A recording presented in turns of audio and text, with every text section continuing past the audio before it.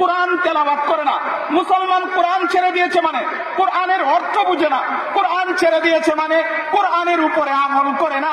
2 number কারণ হলো মুসলমান আজ সাধারণ সাধারণ বিষয় নিয়ে মতানক্য, ঝগড়া, ইখতিলাফ। আল্লাহ মাহমুদ হাসান দেওবন্দি বলেন এই 2টা কারণে আজ সারা বিশ্বে মুসলমান লাঞ্ছিত।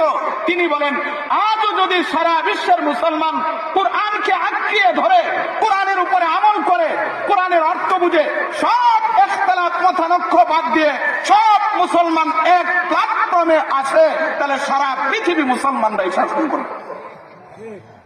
ও ভাই, খোদা আমাদের এক, নবী আমাদের এক, কাবা আমাদের এক, নামাজ এক, রোজা এক, হজ এক, যাকাত এক, কোরআন এক, কিতাব এক, নবী এক। তো ইখতিলাফ কিসের? দেখা যায় সাধারণ সাধারণ কিছু বিষয় নিয়ে মতানৈক্য যার কারণে আজ সারা বিশ্বে মুসলমান লাঞ্ছিত হচ্ছে। এই জন্য মাহমুদ হাসান দেওবন্দি তিনি বলেন আজ যদি সারা পৃথিবীর মুসলমান কোরআনকে আঁকড়িয়ে ধরে আর মতানৈক্য বাদ দিয়ে সারা পৃথিবীর মুসলমান এক প্ল্যাটফর্মে আসে, সারা পৃথিবী মুসলমানরাই শাসন করবে। দেখেন একবার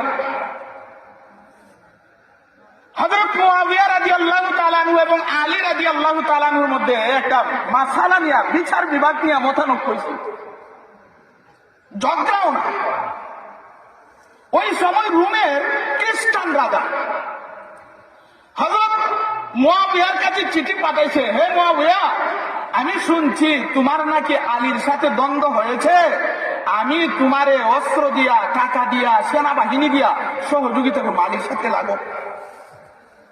দেখেন খ্রিস্টানরা কেমন, খ্রিস্টানদের অবস্থাটা কি দেখছেন। এবার মুআবিয়া রাদিয়াল্লাহু তাআলা আনহু পাল্টা চিঠি লিখলেন, হে রোমের কুত্তা, জেনে রাখ আলী একজন মুসলমান, আমি একজন মুসলমান, আলী একজন মুসলমান, আমি একজন মুসলমান।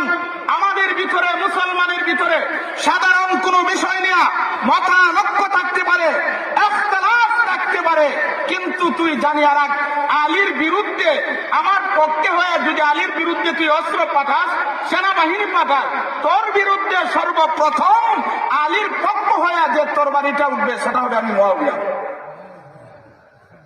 এই জন্য মুহতারাম হাজিরিন, তো বলছিলাম আল্লাহর নবী বিশ্ব নবী বলেন কোরআন যারা পড়ে, যারা পড়ায় তারা শ্রেষ্ঠ মানুষ।